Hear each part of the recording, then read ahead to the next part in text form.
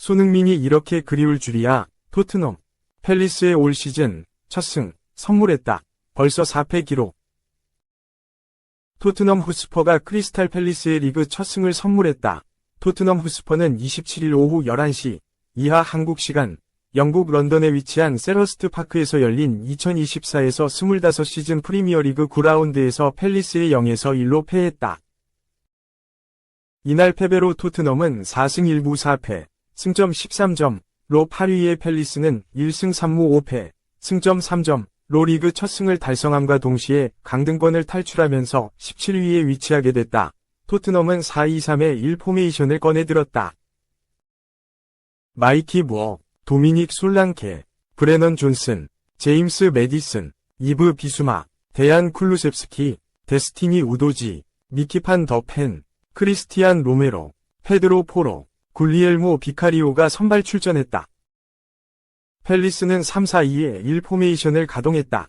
장 필리프 마테타, 이스마일라 사르, 에베레치 에제, 애덤 워튼, 헤페르손 네르마, 타이릭 미첼, 막상스 라크로아, 마크 게이, 트레보 찰로바, 다니엘 무뉴스, 딘 핸더슨이 나섰다. 토트넘의 캡틴 손흥민이 경기에 나서지 못했다. 경기 전 사전 기자회견에 참석한 엔제 포스테코글루 감독은 손흥민은 아직 완전한 컨디션이 아니고 100% 상태가 아니다. 25일 훈련에는 참여하지 않을 것이고 주말 경기에 출전할 가능성도 낮다. 이후 상태를 지켜봐야 할 것 같다고 밝혔다. 손흥민은 지난달 27일 열렸던 카라바흐와의 유럽축구연맹 유로파리그 리그 페이즈 1차전에서 선발로 나섰지만 후반 26분 오른쪽 허벅지 뒤쪽을 부여잡으며 고통을 호소했다. 햄스트링 부근의 고통을 느끼면서 결국 교체 아웃됐다. 부상은 생각보다 깊었다. 손흥민은 곧바로 펼쳐진 맨체스터 유나이티드 원정 경기를 시작으로 페렌츠바로시와의 유럽축구연맹 UEL 리그 페이즈 2차전, 브라이튼 원정 경기까지 3경기 휴식을 취했다. 이례적으로 대표팀 경기까지 쉬었다. 지난 19일 웨스트햄과의 맞대결에 선발 출전했다. 22일 만에 복귀전이었다. 손흥민은 가벼운 몸놀림을 보였다. 후반 10분에는 복귀골까지 터뜨리며 자신의 올 시즌 3호 골을 터뜨리기까지 했다. 그러나 경기 이후 손흥민은 통증을 느끼며 다시 부상자 명단에 이름을 올리게 됐다. 당시 포스테코글루 감독은 주말 웨스트햄전 이후로 손흥민은 약간 통증을 느꼈고 원래 내일 경기 AZ전에는 참여하지 않을 예정이었다. 그래서 우리는 그를 내일 경기에서 제외하고 이후 상태를 지켜볼 것이라고 설명했다. 결국 손흥민은 AZ전에 이어 이날 팰리스전까지 경기에 나서지 못하면서 휴식을 부여받게 됐다. 문제는 앞으로의 일정이다. 토트넘은 오는 31일 맨체스터 시티와 잉글랜드 풋볼리그컵, EFL컵 16강전을 치른다. 나흘 뒤엔 아스톤 빌라와의 리그 경기가 기다리고 있다. 훈련에 복귀해 다시 100% 몸 상태를 만들어야 하기 때문에 복귀 가능 경기는 아직까지 알기 어려워 보인다. 경기는 팽팽하게 펼쳐졌다. 토트넘은 특유의 후방 빌드업을 펼치면서 팰리스의 라인을 끌어올리기 위해 시도했고, 반면 팰리스는 강한 전방 압박 이후 볼의 소유권을 잡으면 점유율을 높이며 경기를 운영했다. 팰리스의 변수가 발생했다. 전반 20분 네르마가 부상으로 교체 아웃되면서 윌 휴스가 투입됐다. 경기가 계속해서 끊어졌다. 전반 22분에는 쿨루셉스키가 머리에 강한 충격을 받아 잠시 치료를 받았고, 전반 25분에는 포로가 미첼과 경합하는 과정에서 밟히면서 쓰러졌다. 팰리스가 아쉬움을 삼켰다. 전반 27분 코너킥 공격 상황에서 라크로아가 러닝 점프를 하면서 머리에 맞췄지만 높이 떴다. 반면 토트넘은 좀처럼 공격 기회를 잡지 못했다. 오히려 전방에서 빌드업이 끊기면 팰리스가 빠르게 역습을 펼쳐 토트넘의 후방을 흔들었다. 팰리스가 결국 먼저 웃었다. 전반 31분 토트넘이 후방에서 빌드업을 펼치는 상황에 무뉴스가 이를 끊어내고 크로스를 올렸다. 에제를 거친 공을 마테타가 잡고 왼발로 슈팅해 선제골을 터뜨렸다. 토트넘이 오랜만에 기회를 잡았다. 전반 33분 좌측면에서 매디슨이 올린 크로스를 문전에서 게이가 가까스로 걷어냈다.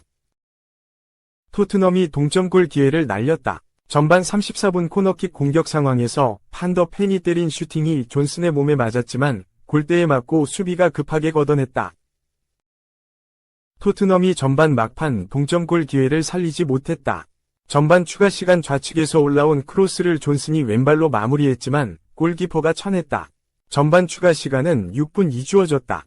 전반은 팰리스가 1에서 0으로 앞선 채 마무리됐다. 팰리스가 추가 득점에 성공했다. 후반 4분 워튼이 중원에서 한 번에 보낸 공간 패스를 에제가 잡고 질주했다. 이후 때린 슈팅이 그대로 골문 안으로 들어갔다. 그러나 비디오 판독 확인 결과 에제가 오프사이드에 걸리면서 득점은 인정되지 않았다. 토트넘이 오랜만에 공격을 펼쳤다. 후반 11분 무어의 패스를 받은 메디슨이 중거리 슈팅을 날렸지만 골키퍼가 막아냈다. 팰리스가 땅을 쳤다. 후반 12분 에제가 좌측에서 공을 잡고 곧바로 올린 크로스를 마테타가 문전에서 터닝 슈팅으로 연결했지만 비카리오가 막아냈다. 토트넘이 승부수를 띄웠다. 후반 17분 메디슨, 비수마, 무어를 빼고 파페사르, 히샬리송, 티모 베르너가 투입됐다. 토트넘이 한숨을 돌렸다. 후반 20분 토트넘의 뒷공간으로 패스가 들어갔고 이를 사르가 빠르게 질주하며 잡아내려 했다. 이 과정에서 판더 펜이 사르를 잡아 넘어뜨렸다. 판더 펜이 최종 수비였기 때문에 퇴장이 나올 수도 있었지만 경고에 그쳤다. 팰리스도 변화를 가져갔다. 후반 22분 사르를 대신해 에디 은케티아가 투입됐다. 토트넘이 계속 동점골을 위해 분투했지만 좀처럼 슈팅을 만들지도 못했다. 답답한 흐름이 계속됐다.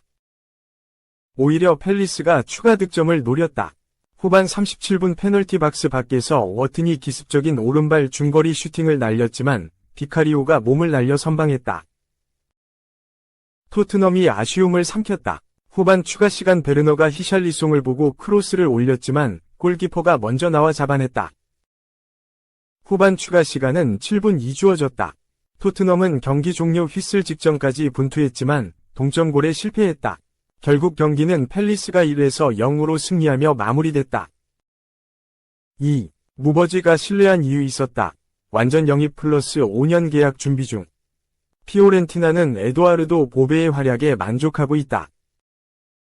2002년생 이탈리아 국적의 미드필더 보베는 AS 로마가 기대하는 차세대 중원이다. AS 로마 유스에서 성장한 그는 지난 2020에서 21시즌 도중 1군 무대로 콜업되며 프로 데뷔전을 치렀다. 2021-22 시즌을 앞두곤 더 많은 출전 기회를 잡기 위해 임대를 추진했으나 조세 무리뉴 감독의 반대로 잔류했다. 그가 1군에서 활약할 가능성이 있다고 판단했기 때문. 잔류를 선택한 그는 해당 시즌 13경기에 나서 한 골을 기록했고 2022에서 23시즌을 기점으로 완전한 주전으로 발돋움했다. 2022에서 23시즌 최종 기록은 33경기 2골. 지난 2023에서 24시즌은 그야말로 커리어 하이 시즌이었다. 큰 부상 없이 대부분의 경기에 나선 그는 안정적인 빌드업 능력과 활동량을 보여주며 팀의 한 축을 담당했다. 2023에서 24시즌 최종 기록은 45경기 1골 2도움. 그러나 올 시즌 들어 급격하게 입지가 흔들리기 시작했다. 다니엘레 데 로시 감독의 눈에 들지 못했기 때문. 결국 올 여름 이적 시장을 통해 피오렌티나로 임대를 떠났다. 계약 기간은 1,050만 유로, 약 157억 원, 위 완전 이적 옵션을 포함한 1년. 큰 변수가 없다면 피오렌티나로 완전히 둥지를 옮길 것으로 보인다.